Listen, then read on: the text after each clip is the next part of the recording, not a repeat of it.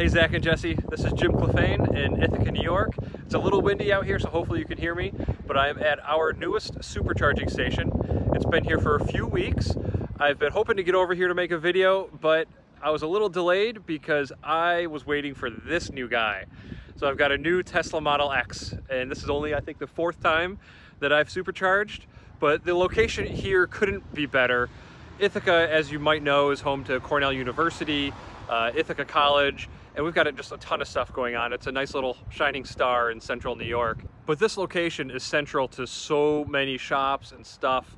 Within 5 minutes, you can walk to a bunch of different places. I'm gonna scroll up all these places that are within walking distance of this charging station. So at the risk of sounding kind of biased, I'm gonna give this one a 10 out of 10 because there is just so much you can walk to and get to from here. But thanks a lot for watching. If you're curious about me and what I do, you can check out my channel.